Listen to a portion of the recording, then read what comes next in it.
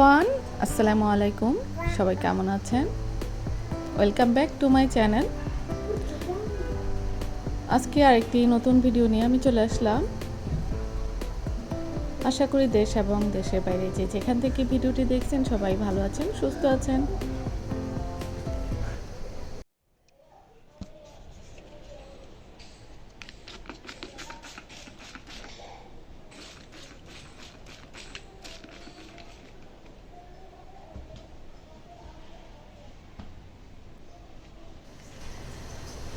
বাসা যদি আপনার রাস্তার পাশে হয় তাহলে ঘরের জিনিসপত্র আসবাবপত্র যতই পরিষ্কার করেন আসলে এটা বেশিক্ষণ পরিষ্কার রাখা যায় না।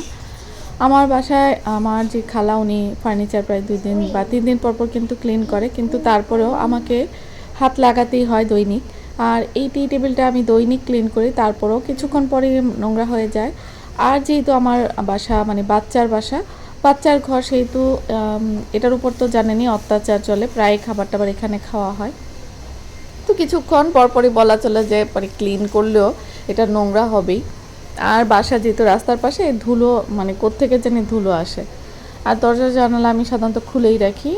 আলো বাতাস, বাচ্চার ঘর যেহেতু আলো বাতাসের খুব জরুরি প্রয়োজন, আর এই কারণেই তো আমি এই বাসাটা নিয়েছি। তো যাই হোক, কষ্ট হলেও আমি যে আলো বাতাসটা এই বাসা থেকে পাই, এটা কিন্তু সচরাচর ঢাকা শহরে সব বাসা থেকে পাওয়া যায় না।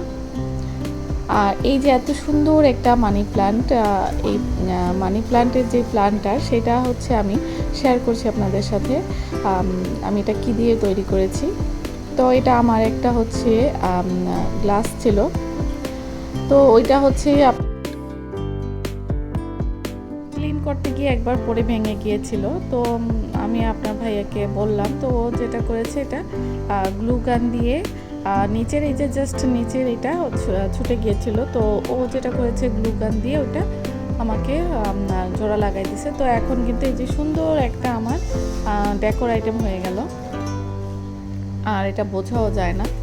তো এরকম ফেলে দেওয়া জিনিস দিয়ে কিন্তু সুন্দর করে ঘরের ডেকোর আইটেম ডেকোর করা যায়, একটু চেষ্টা থাকলেই হয়। তো ওর বাবার আসার সময় হয়ে গেছে সন্ধ্যাবেলা, তো ও ফোন করে জানালো যে তুমি একটু চা করো, আমি হচ্ছে চলে আসছি আর আমি নাস্তা নিয়ে আসতেছি।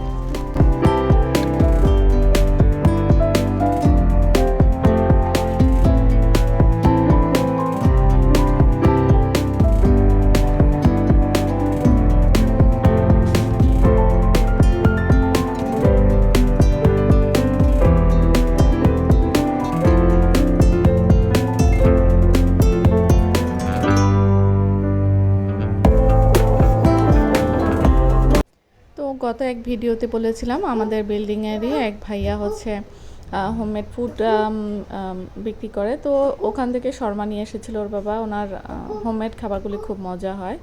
তো শর্মাটা আমি একটুখানি গরম করে নিচ্ছি, আর এদিকে চাও কিন্তু হয়ে গিয়েছে। তো শর্মাও গরম হয়ে গিয়েছে, চাও হয়ে গিয়েছে।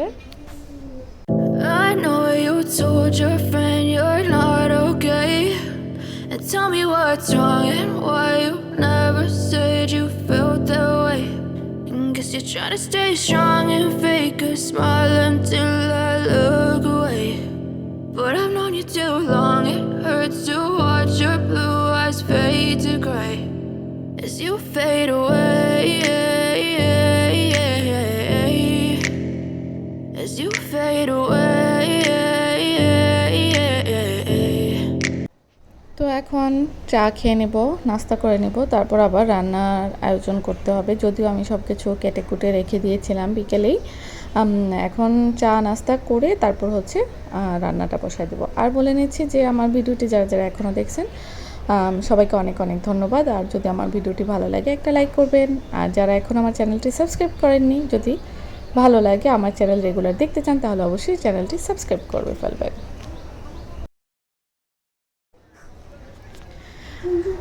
তো আমি আজকে দুটো রান্না করব, দুটোই কিন্তু চিংড়ি মাছের রেসিপি। প্রথমে আমি করতেছি হচ্ছে চিংড়ি মাছ দিয়েছি, ওটাতে করব করলা ভাজি, আর এখানে করব ঝিঙে দিয়ে চিংড়ির ঝোল। এটা হবে ভাজি আর ওটা হবে ঝোল। আর দুটো রেসিপি কিন্তু অনেক অনেক অনেক অনেক মজার একটা খাবার। আর করলা দিয়ে যেটা চিংড়ি, এটা আপনার ভাইয়া কখনো খায়নি, মানে ভাজি। তো এটা প্রথমবার খাবে ও। আর যারা এখনও করলা দিয়ে চিংড়ি ভাজি খাননি বা চিংড়ি দিয়ে করলা ভাজি খাননি, একবার খেয়ে দেখবেন। এটা খেতে কিন্তু অনেক মজা হয়। আর ঝিঙে দিয়ে চিংড়ি তো অনেকেই খেয়েছেন, বা দুন্দুল দিয়ে, ওটা তো টেস্ট হয়। তবে করলা দিয়ে যারা এখনও খাননি, খেয়ে দেখবেন। খেতে কিন্তু অনেক অনেক অনেক অনেক মজা লাগে। তো ওর বাবা প্রথমবার খেয়েছে, তো ওর খুব ভালো লেগেছে, বললো এরপরেও করো। তো আমার এখানে চিংড়িটা, আমি কিন্তু করলা চিংড়ি যখন করি ও তখন কিন্তু আলু সাথে দেইনি, জাস্ট একটু পেঁয়াজ বেশি দিয়েছি। আলু দিলে ভালো লাগে না আমার কাছে, তাই আমি আলুটা দেইনি। আপনারা চাইলে দিতেও পারেন। আর এখানে আমি হচ্ছে সব মশলা দিয়ে, রসুন বাটা দিয়ে, চিংড়ি দিয়ে ভালো করে কষাই নিছি। ঝিঙেটা দিয়ে রান্না করব। আর এখানেও আমি আলু দিইনি, তবে আলু দিলে কিন্তু ভালো লাগে। যেহেতু আমার বাসায় ওই দিন আলু ছিল না, তাই আমি ঝিঙে আর হচ্ছে চিংড়ি দিয়ে রান্না করেছি। সচরাচর এটা কিন্তু আলুর সাথে দেয়া হয়, তবে এভাবে বেশি ভালো লেগেছে।